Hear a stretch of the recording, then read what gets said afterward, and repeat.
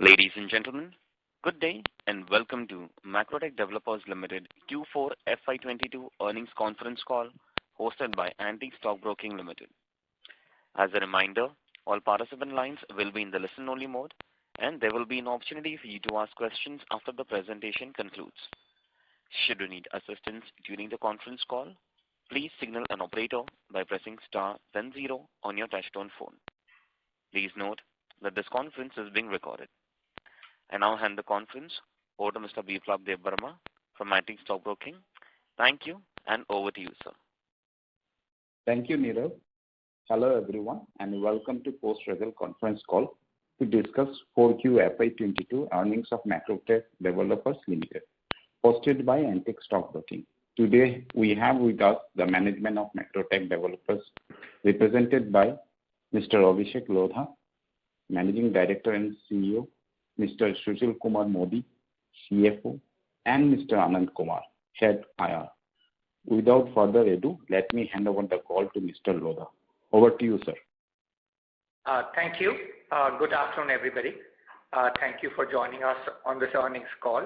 I hope all of you, your families, and your loved ones are doing well. I'm also would like to update that we are also joined on this call by Mr. Rajesh Agarwal, our Head of Procurement, who will be having a discussion around cost inflation in the latter part of this call with you. To start off, what a year it has been. It started with the tragic Delta wave, then the gradual reopening and recommencement of activity, the strong rebound in the global and the Indian economy, the threat of the Omicron wave, and finally, Russia's invasion of Ukraine. Along with that was the economic repercussions of all these events, the least desirable of them being the increase in prices across the board, including oil, the surge in inflation, and the possibility of rising interest rates. But within this plethora of events, human, political, and economical, Macrotech completed a defining year in its history, a year which has altered the course for the company and set the platform for a very strong future to establish ourselves as India's leading real estate company with best practices and unflappable financials. As one of our well-wishers loves to say, the stars have aligned, and how well they did. Almost a year back, we launched our IPO right at the start of the Delta wave. The listing was nothing to cheer about, but then what followed for the rest of the financial year is something that I will always be grateful for to all our stakeholders who repose their faith in us and now give us the confidence of a sustained journey on the back of all the lessons that we have learned over the medium and short term. From a macroeconomic perspective, I don't need to highlight the tailwinds which have supported us, the reinvigoration of the real estate market, and hopefully, and I believe confidently, it is only the start of a structural cycle in housing. Let me come to the specifics about our company. We listed on the exchange with certain commitments to the board and the financial community. We guided for a pre-sales of 9,000 crores for the year, including the digital infra business, and we closed the year with a number exceeding that. But this was achieved in spite of losing almost 3 months in the year to the 2 different waves of COVID. Some of our other performance and financial highlights I would like to take you through. Q4 was our best ever quarter with pre-sales of 3,456 crores. If you look at our momentum, Q1 of the same fiscal was 957 crores, and we ended Q4 with 3,456 crores, almost 4 times in just the course of 4 quarters. Our revenue for the quarter stood at 3,445 crores with year-on-year growth of 36%. For the full year, this stood at 9,233 crores with year-on-year growth of 69%. PAT margin for the quarter stood at 16.3%, and for the full year, despite the impact of COVID, PAT came in at 13.2%. For the full year, PAT went up 3.7 times compared to the previous year to 1,262 crores.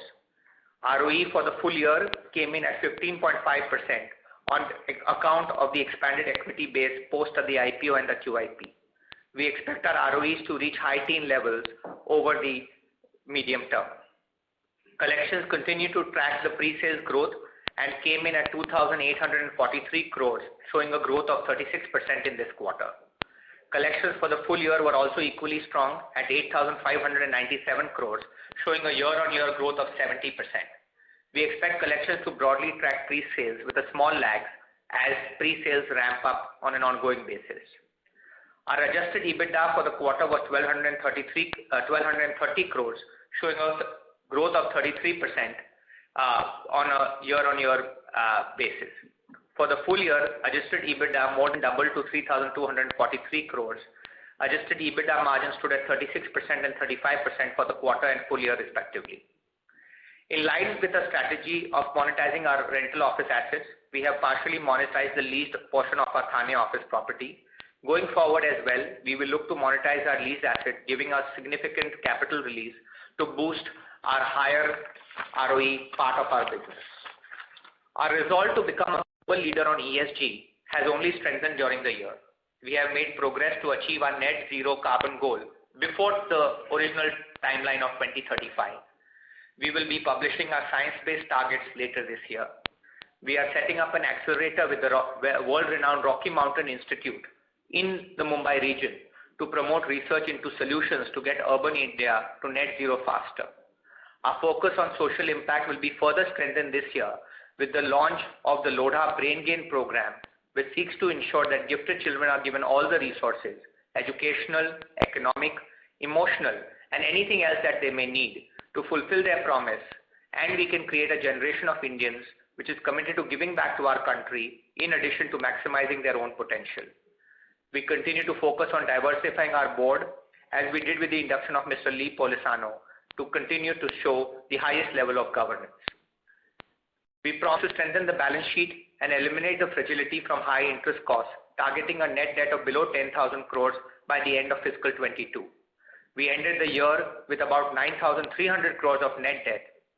We have managed to reduce the cost of debt to 10.5% from a very high level of 12.3%, and our new refinancings are happening at below 9%. To put in perspective, we had an interest payment of about 1,800 crores in fiscal 21, and if things remain on course, we will have an interest payout of 800 crores or below in fiscal 23. That saving of 1,000 crores will be almost as large as the PAT that we have achieved this year.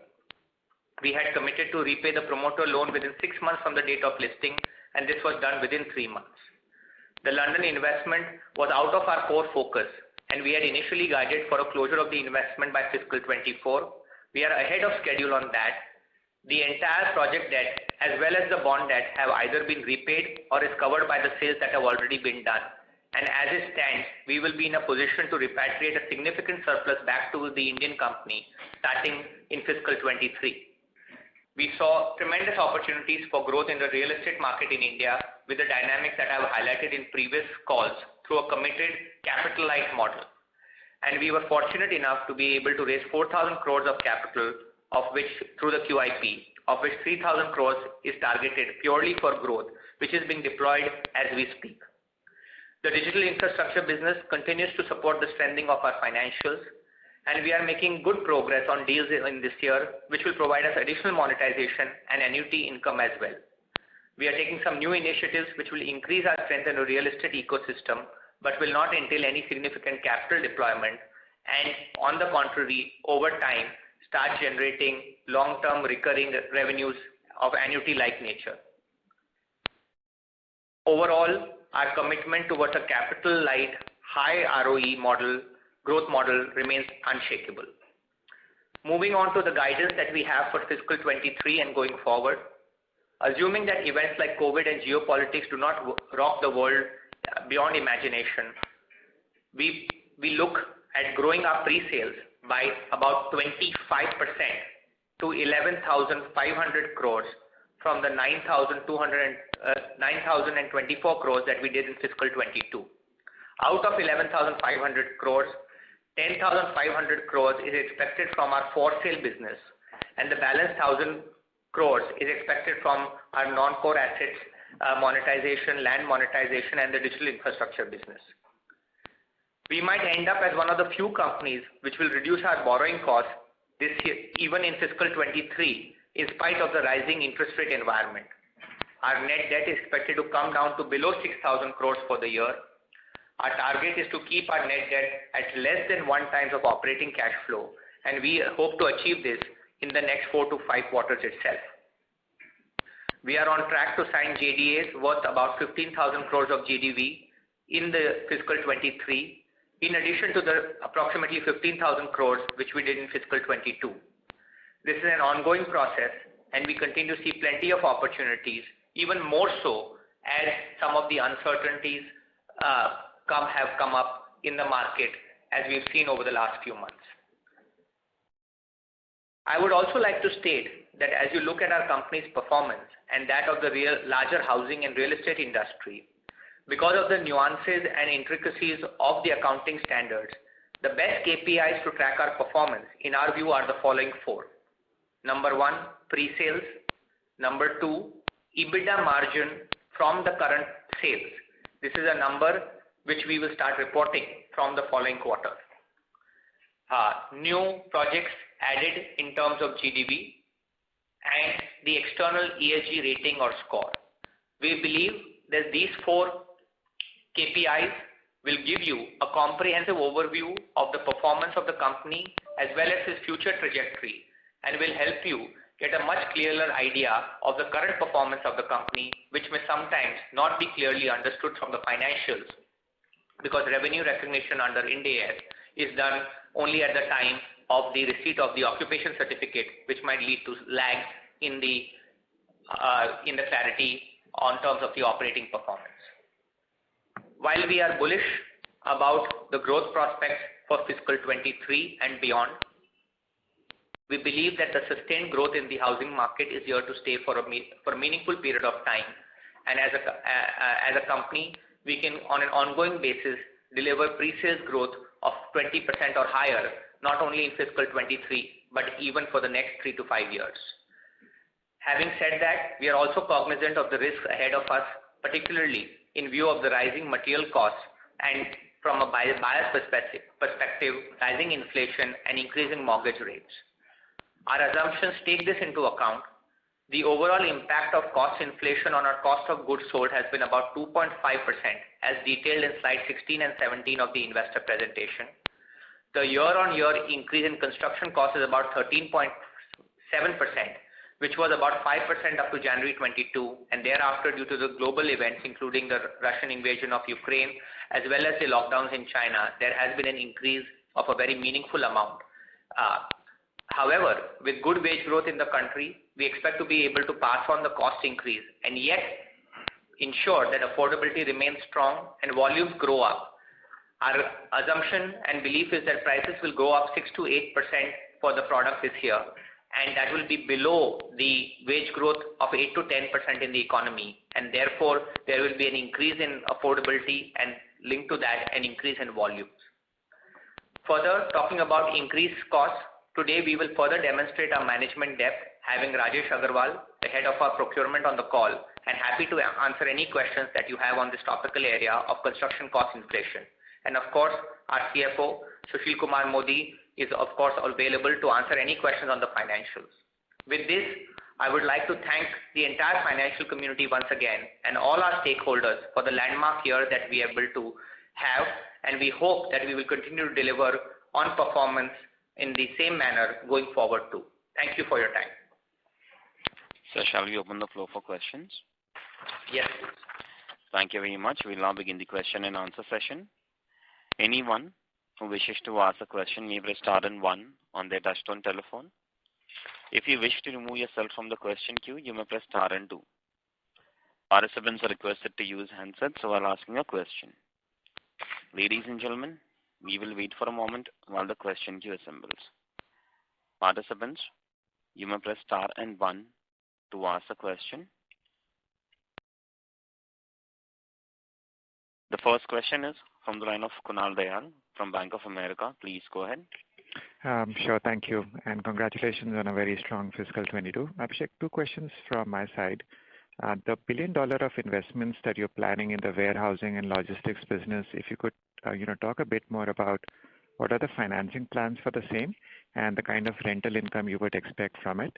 And second, generally, what is the customer response to price increases you've seen so far?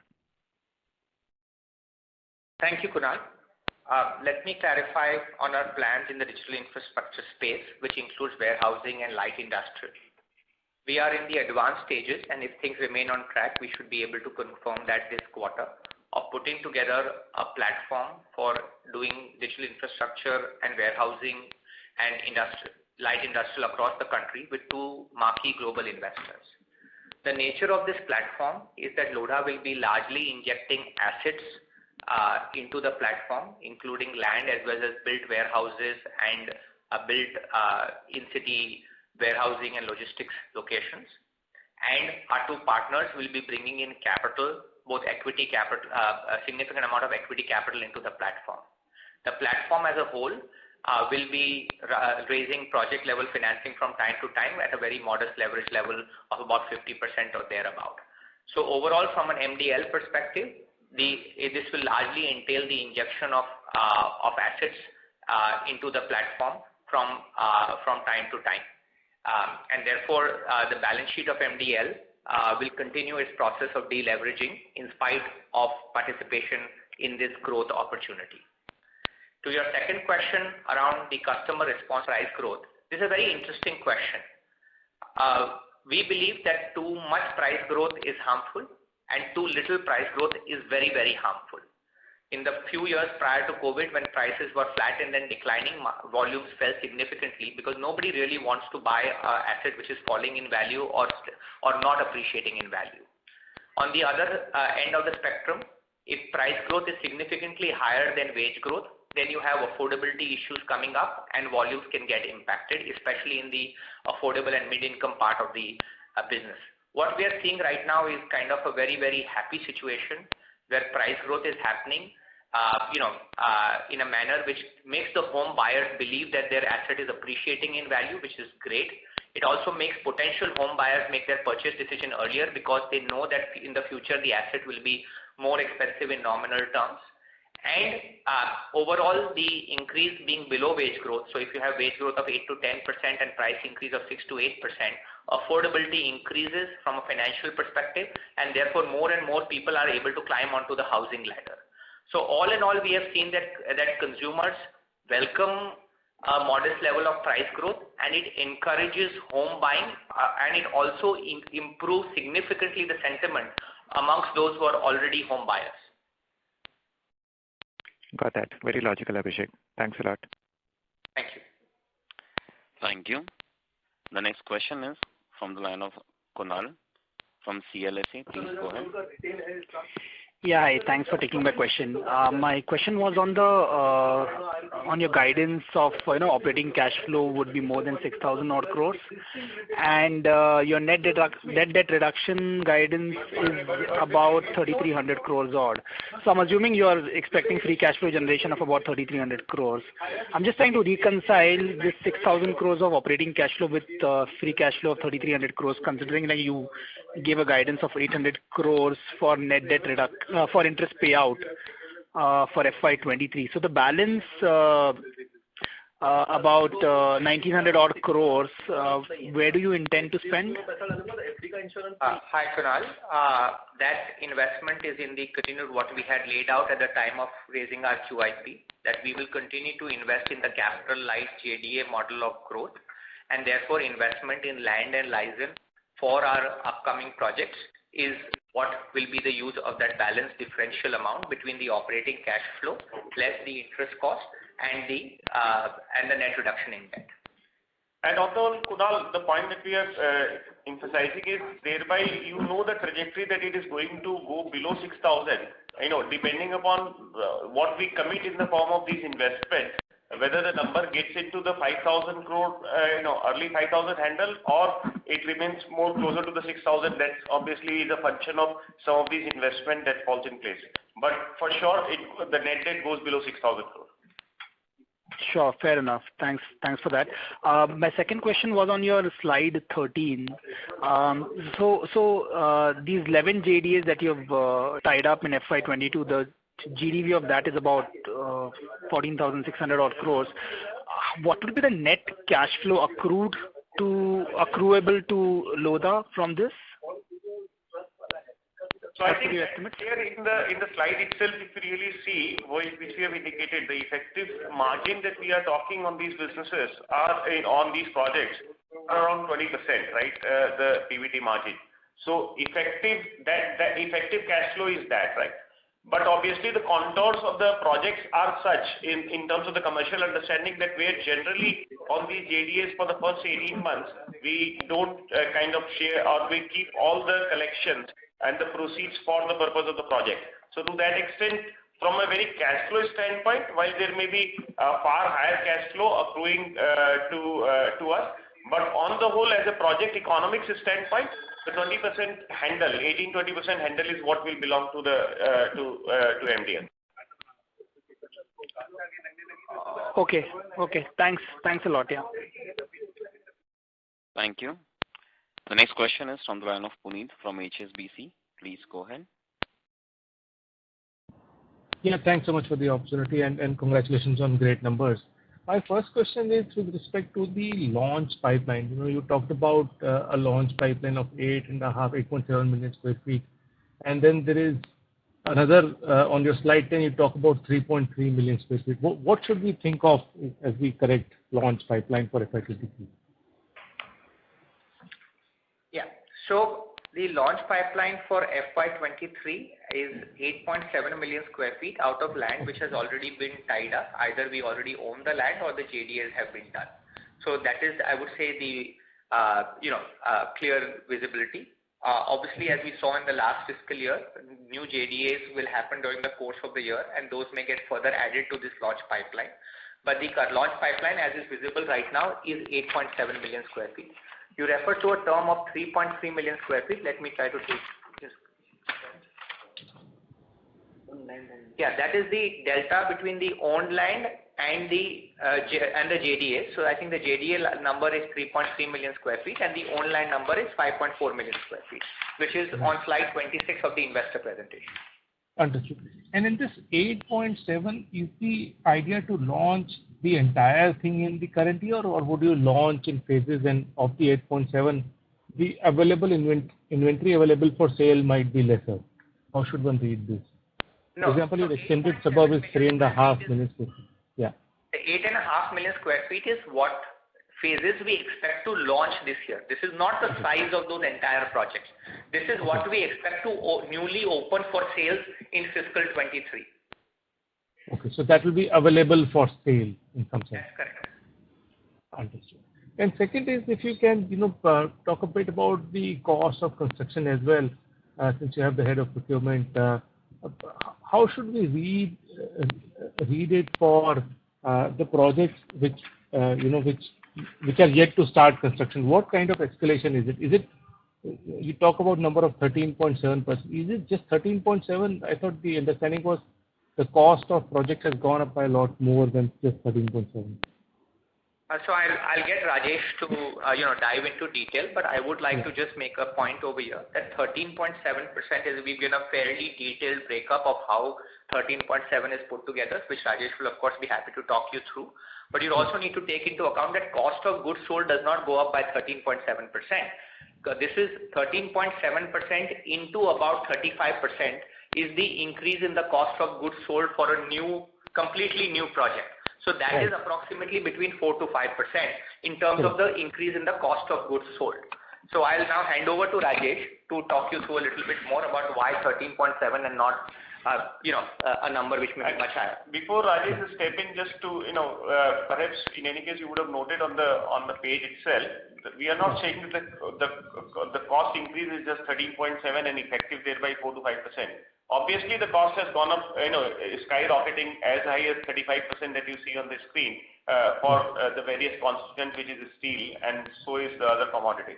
So it has increased, but what does it entail for a resi project of, be it affordable to premium to mid-income is what we are trying elaborating or kind of, giving you the sense.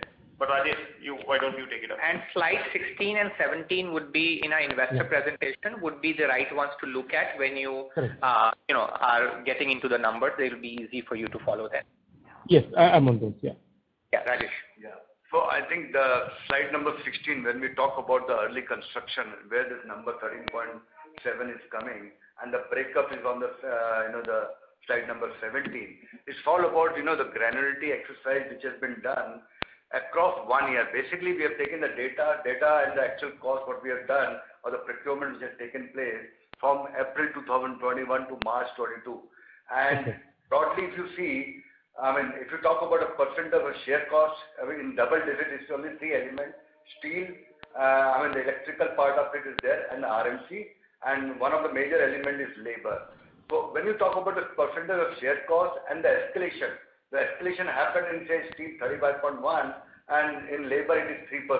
So it's all about the weightage impact which has come, and the maximum impact is coming on steel, which is 4.5%. And the labor component, though it is, component is more, but it is showing 1%. So collectively, if you make it as 13.7%, which is coming as together, and the impact of that first 9 months, if you see, it is 1/3, and the last quarter, which is basically just a 2/3.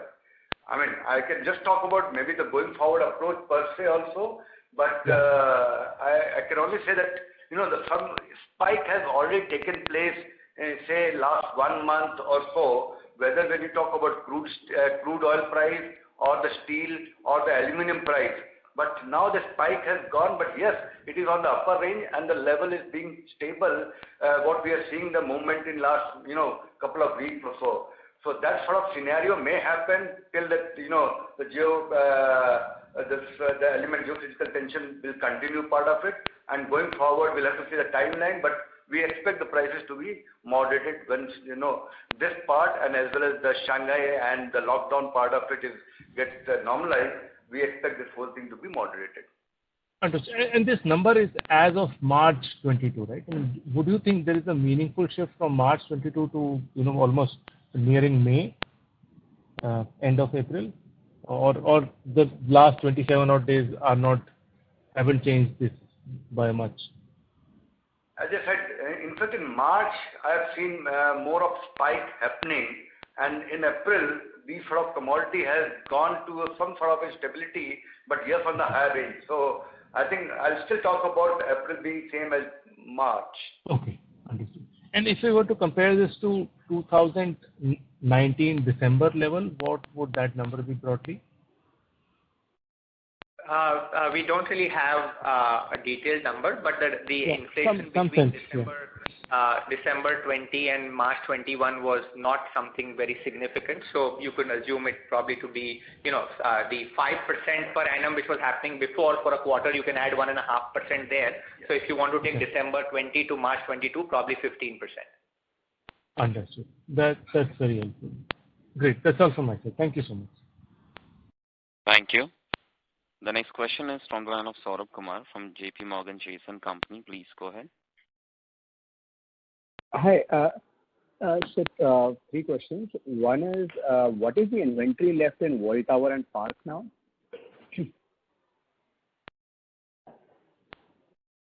Hi, Saurabh. We'll pull up the numbers if you want to ask your other question. Okay. The second is, on Palava, so your eastern suburbs, you've done 1,900 crores. I just want to get a sense of Palava, how far are you now from your earlier peak? What was your earlier peak and how far are you from that? Okay. You said a third one too? Yeah. The third is basically, have you done any analysis on what percentage of houses, both in in the city and in the suburbs, are sold on mortgages, and what percentage of demand is coming from NRIs? Sure. So I'll start with the or Sushil, do we have question number 1? If you want to just sort of total value left in World Towers and total value left in Park. So yeah, sort of on World Tower we would have a inventory of around 2,000 odd crores, and in Park the inventory will be somewhere around 3,000 odd crores at current prices. Yeah, obviously. Okay. Second, in terms of Palava's performance, so Palava delivered out of our extended eastern suburbs almost 1,500 crores plus of sales, and we are sort of on track for continued momentum given the infrastructure developments which are happening around there, plus the job creation happening, especially as the industrial park picks up. So while I'm not sure accurately of what exactly the peak would be, we are probably within 10% of the peak and should be meeting that peak number if you've already not met it, meeting it within fiscal 23. Okay. So this is and your the historic peak. Do you recall, Abhishek? This would be what, fiscal 17, fiscal 18? Last time you would have been at that level. Sort of will have to check and come back to you. Okay, no worries. Okay. Date right now. No worries. And lastly, in terms of your question around the percentage of homes which are on mortgages and percentages of homes which are NRI, I think you get almost 90% plus of homes in the affordable and mid-income segment which are on mortgages. In the premium segment, that number falls to about 60%, but on an overall blend basis by volume, about almost 75% of the homes people take mortgages. The mortgage percentages vary, but people take mortgages given the attractive cost of borrowing as well as the tax deductibility. It, I think, makes sense even if you can afford it to take a mortgage. In terms of NRI sales, our NRI sales number this year is approaching almost 13 to 15% of overall sales. Okay, thanks. Abhishek, if I can take a follow-up on this mortgage thing, what is your reading if you get mortgage rates which increase by about 100 basis points? How do you think the customer reacts? Sure. I'm sure you picked that up in our presentation already, and we are very much cognizant about the fact that mortgage affordability is an important part of the overall affordability. And as we may note at the bottom of slide 16, we've stated that we are cognizant of the risk due to the potential rise in mortgage rates, and a mitigation plan is in place. We do believe that probably anywhere from about 50 basis points is a non-event from a consumer perspective. So up to that point in time, we will be very comfortable if mortgages rise. Beyond that, our sensitivity says that it's really, again, minor impact, but we do have a clear mitigation plan in place. Our thought is that we will, where it is necessary, especially in the affordable and mid-income segment, absorb any increase more than 50 basis points for a period of 2 years. The impact of that in terms of sales value is about 1 to 1.25% and very negligible impact. But it allows the consumer to buy the home he wants without getting affected by the increase in mortgage rates. And 2 years down the line, you have the benefit of significant wage growth, plus rates would have, can go down or up, I don't know, but definitely the wage growth allows them to then pay the higher interest rate if they are still prevailing. So we're quite comfortable about the fact that we have a plan in place if mortgage rates were to rise disproportionately beyond a nominal 50 basis points. Okay, great. Thanks, Abhishek. Thank you. Next question is from the line of Samir Bisewala from Morgan Stanley. Please. Hi, thank you very much, and good afternoon, everyone. A quick question is on cash flow from operating activities. So, Sushil, can you just help us? How do you get to 6,000 crore for fiscal 23 inflows and outflows? So broadly, we are seeing our, basis the sales plan and the guidance that we have given, we see our collections will be somewhere in the handle of around 11,000 odd crores. And that should enable us, vis-a-vis the construction cost should be in the handle of, let's say, ballpark 4,000 odd crore, 3,800 to 4,000, coupled with the overhead cost, which will be ballpark, let's say, 1,200 odd crore. Taking it as 10% of the top line that we benchmark ourselves with. So that will enable us to effectively get to the 6,000 crore odd handle. Okay, great. Yeah, thanks. And the second question is for fiscal 23 new launches. So South Central, you have 5 projects totaling 7,000 crores. So any color you can share on that, the big ones over there? Hi, Samir. The total launches that we're talking about are located in various multiple different locations. So actually 4 different locations. You have the 4950 plus the 2190 actually. So both of those are in South Central Mumbai. So we have a launch in Malabar Hill, we have a launch in the Tardev area, we have a launch in Central Mumbai, and we have a new launch in New Cuff Parade. These are the 4 different locations and catering to, price points which are, very different, New Kapparate to Malabar Hill, but being located in South Central Mumbai. Okay, great. And just final question on Palava. Any thoughts you can share about the competitive intensity around Dombivli area, and any impact, if at all, any that you may see if the new airport comes up, in the sense that will it take the development away from Dombivli more towards the Panvel side, or is it going to be beneficial to you? In terms of competitive intensity, what I would like to say is that when you look at market share data for that region, the number 1 player is Palava sales, which are primary sales, and the number 2 player is Palava secondary sales.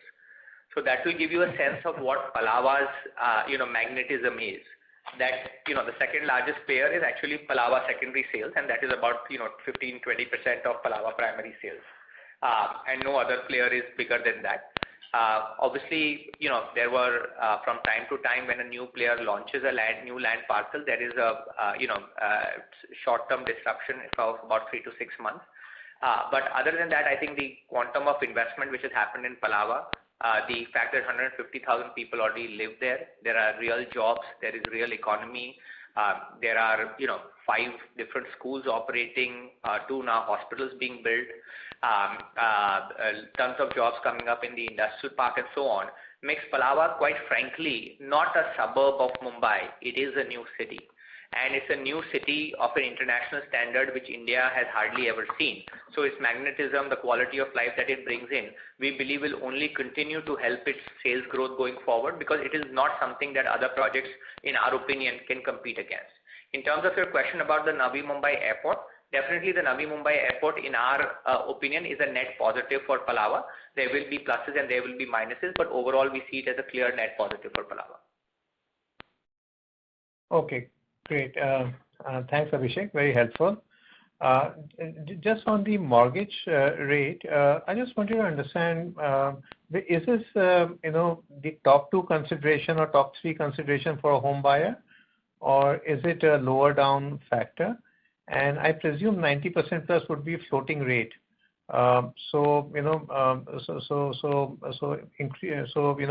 Do customers think through 10-year ups and down cycle, or are they very sensitive to the near-term lock-in rate? Hi, Samir, very good question. We do not see or have not seen it as a top 2 or 3 factors for the decision. It is more, a factor which enables a person to enter the housing market, to think that, okay, given the mortgage attractiveness, I will be able to have a budget of this nature. People ultimately stretch their budgets often, but at least to start off, you need to get some comfort that it is affordable for me to buy a home. This thinking is more for the affordable segment in the market. In the other segments of the market, the mortgage rate thinking is not so important. Typical buyer behavior that we observed is, while you're right, it is clearly a floating rate, but the near-term rate is what the focus is on. It really is not even the rate, it's the EMI. So people look at what their EMI outflow is going to be in the first couple of years and whether they can afford it. And that's how they think about it. I think the fact that wage growth in India is quite strong gives them the confidence that even if there is movement in the future, that will be taken care of by wage growth. Plus, banks are quite sensitive. They do not increase the EMI, they increase the tenure of the loan if rates go up. So that also allows another buffer for people to be able to deal with the fact that, if there is an increase in the interest rate. So overall, it's largely in the affordable segment that there is a more of a focus, and it is more on the EMI per lakh as compared to the total EMI for a home as compared to the rate. Okay, very helpful. Thank you so much. Thank you, Samir. Thank you. The next question is from the line of Mohit Agarwal from India Infoline. Please go ahead. Yeah, thanks for the opportunity. My first question is on your strategy beyond FY23. So now that in FY23 you'll achieve 6,000 crores of net debt, which will be 1 times your operating cash flow.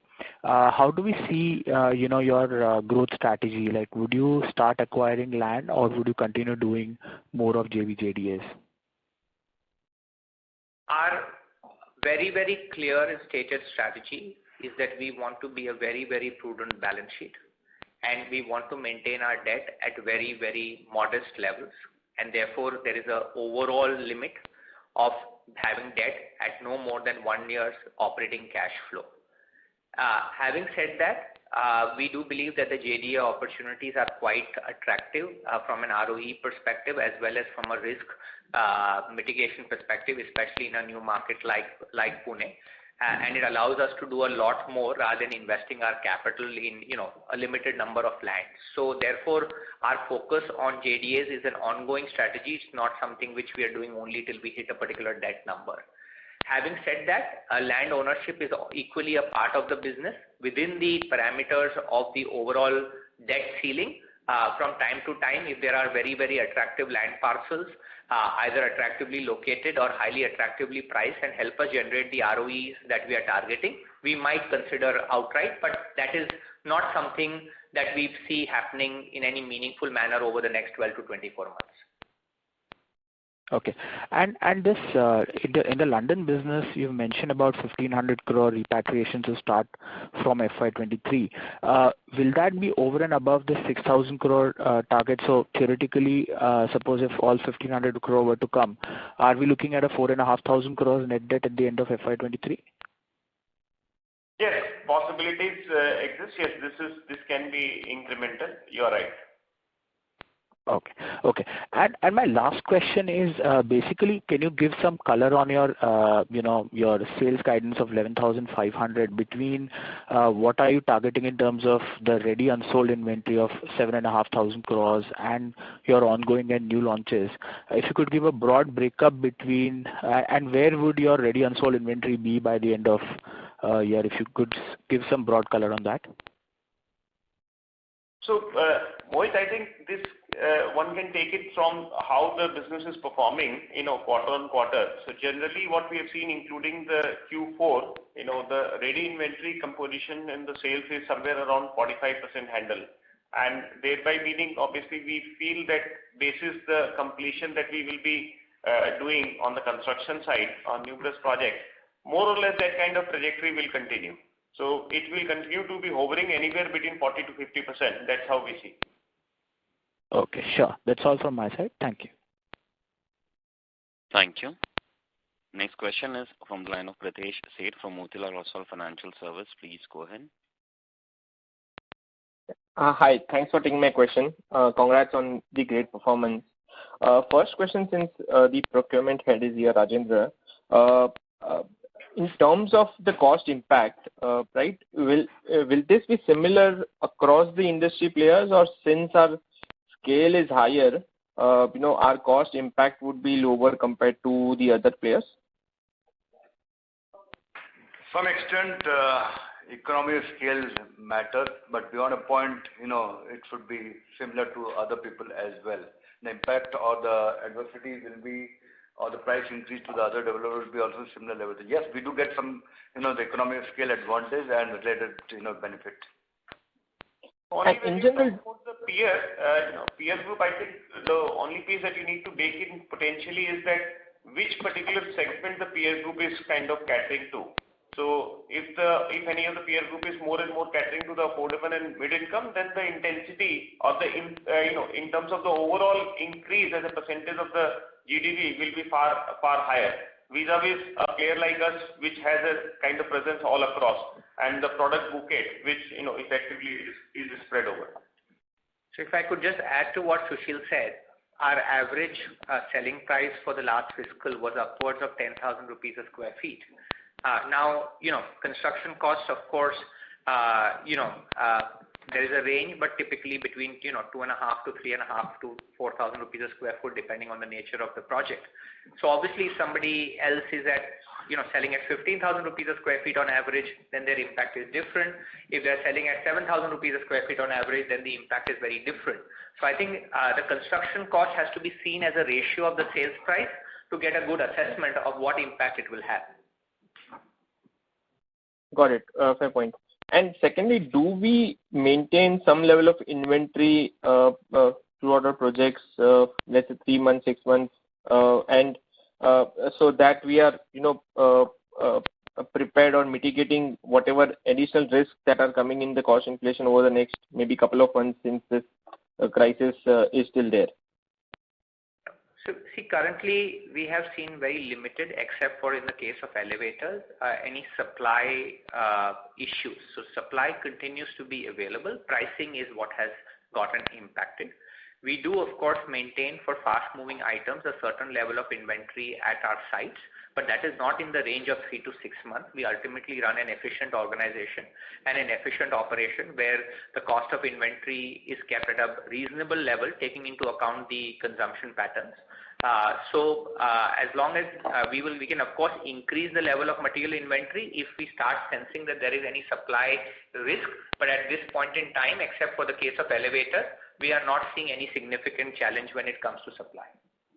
And the elevator is also driven by the factory lockdown in China, because most of the high-speed elevators, and this is not the regular elevators which are manufactured in India, which can serve most of the affordable mid-income. There are only select buildings which are very high-speed elevators, where you have manufacturing in China, and in that case, if China is getting delayed, then you source from Europe, which is the other source of manufacturing for high-speed elevators. Thanks, got it. And my last question is, obviously clear plans on Mumbai and Pune, how we are growing. We have a detailed slide included for Pune. But any thoughts on Bangalore, which we are looking to enter? Is it near or it's still 2-year, 3-year far-fetched story? So on Bangalore, our evaluation is continuing. We do expect to come to a conclusion in the near term, probably by the end of this quarter. But so far, it is an ongoing evaluation. Sure. Thanks. That's it from my side. Thank you. Thank you. The next question is from the line of Deepika Agarwal from ValueQuest Investments. Please go ahead. Hi, sir. I just have one question. In terms of how we've booked our sales for the quarter, do we include only our share of JDAs in the sales booking, or is the partner's share of JDA also included in our sales booking number? Hi, Deepika. While Sushil will add to this, please note that we do not have any area sharing arrangements as a part of our JDA. So the entire revenue flows through our books, and therefore all the sales are accounted for as sales by us because they are done by us and flow through our books. Whatever revenue share has to be paid to or profit share or revenue share has to be paid to the joint development partner is accounted for in the cost of the goods. Effectively as a land cost. So that's what we share to what basis the commercial to the landowner. That is nothing but a land cost for us. So effectively, when we talk about the JDA, and to that extent, you have to make a distinction between the JV and the JDA. What we are doing is a JDA, joint development agreement. We are not doing joint venture. So economic interest of the entire project, including the legal titleship, everything rests with us. Right. Okay. That's clear now. Thank you. That's it from my side. Thank you. Thank you. The next question is from the line of Venkat Samla from Tata Asset Management. Please go ahead. Hi, sir. Thanks for the opportunity. Just a couple of questions from my side. Firstly, I understand that you've given a strong JDA signing guidance for FY23, but any reason why nothing could come through in Q4? Hi, Venkat. It was a deliberate choice made by the company. We had already met our guidance for fiscal 22, which was, the 14,500 crores was already exceeding our guidance for fiscal 22. Then you had the combination that January was affected by Omicron, and then from late February, you had the Russian invasion of Ukraine. And we wanted as a prudent company to understand the impact of this Russian invasion, what it would have in terms of cost, what it would do in terms of market sentiment, what it would do in terms of consumer demand. So we deliberately held off from any signings in the second half of the quarter. Having said that, we see, and all those projects are now at the verge of conclusion because we have sort of done our impact analysis from the Russia-Ukraine situation and are comfortable with going ahead. So this was a deliberate choice plus the impact of Omicron. Understood. Right.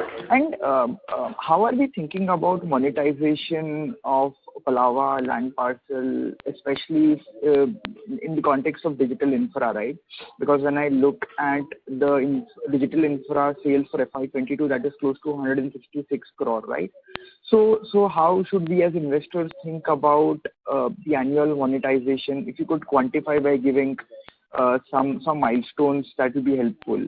May not be necessarily met every year, but more from a 3 to 5 year standpoint. Yeah, see, I think there is an ongoing evolution about all the things that can be done in Palava, and Palava's very significant land holding with clear title is an absolute rarity in India, and therefore, we are monetizing it, but we are doing it in a thoughtful manner. There were a couple of transactions which were to be completed in March, which have fallen into this quarter for the reasons that everybody started getting a little watchful after Ukraine.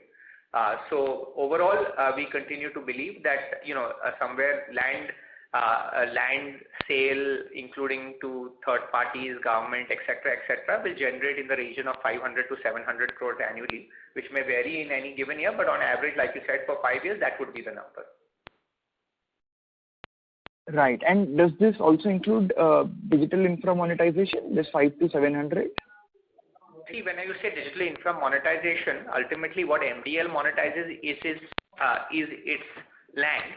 The digital infrastructure, MDL is going through a couple of joint ventures. One we have with ESR, the another we have with Morgan Stanley, and now we've done a few directly, and then we are now trying to put this digital platform. So then those, when the assets are ready, will be owned by those respective joint ventures, and therefore there is not a direct value attributable to MDL there.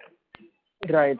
So what I'm trying to understand is when we think about the 5 to 700 crore sales, should we also expect a similar quantum of cash to be generated every year? Yes. Okay. Fair. Thank you. Thanks a lot. That's it from my side. Wish you all the best. Thank you. Thank you. The next question is from the line of Adhidev Chattopadhyay from ICICI Securities. Please go ahead. Yeah, good afternoon, everyone. Thank you for the opportunity. So just had a few clarifications on our costing numbers. So in the 3,800 crores of construction spend, which you have mentioned estimated for the next year, how much of that would be for the approvals? I know we front-ended some costs last year to take advantage of that premium benefit, but could you just share a ballpark number for FY23? Hi, Adhidev. The 3,800 crores approximately construction spend is all real construction spend. This is not spend to any other head. It is true spend towards physical construction of real estate and its related infrastructure. The license cost, obviously, we significantly front-loaded last year, and therefore the license cost in terms of, there was an earlier question from one of your peers who asked about the difference from operating cash flow to free cash flow or net debt reduction. And in that we clarified that about 800 crores will be towards interest, and the balance 1,900 crores approximately will be towards land and license, largely for new and upcoming projects.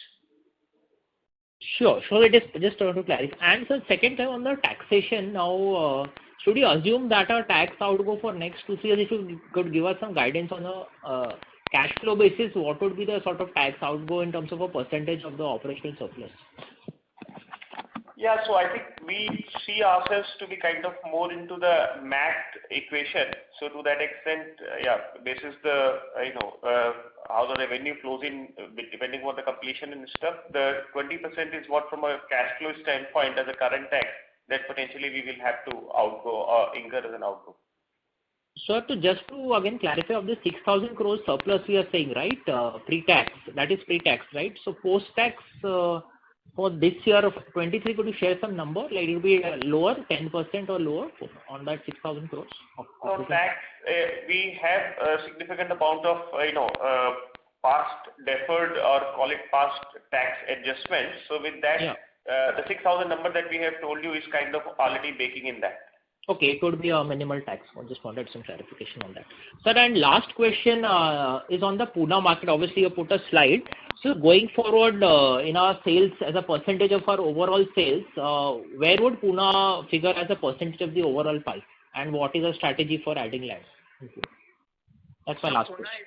Pune is a market where we now have 2 projects, and both of them have done quite strongly. We expect that sales will climb on an ongoing basis going forward. And we expect that in the medium term, which is over a 3 to 4 year horizon, Pune will contribute between 10 to 20% of our overall sales. Okay. Sir, any specific markets you are more bullish on in the Pune region, the eastern or western part of the city, or any specific So our areas? strategy is to, when we are operating in a city, we are quite clear that we want to operate in every part of the city. That is the strategy we are following in MMR, as we have discussed in some previous interactions, where we want to be present in every micro market of MMR. And similarly, if you look at slide 14 of our presentation, we have shown the 6 different micro markets which we segment Pune into, and we would like to be over the next 12 to 24 months present in all those markets from a perspective of having product to sell. Okay, fine. That is pretty. 2 out of 6, and we would like to be present in at least 5, if not all 6 out of 6. Okay. Yeah. That is pretty clear. Yeah. Thank you and all the best. Thank you very much. Thank you. Next question is from the line of Parvez Akhtar Qazi from Edelweiss Securities. Please go ahead. Yeah. Hi, good afternoon, sir, and congratulations for a great set of numbers. So, one question from my side. For all the 14,600 JDAs that we have signed this year, what is the kind of approval cost or business development cost that we would have incurred in FY22, and what is that number likely to be in FY23? Just a ballpark number would help. Thank you.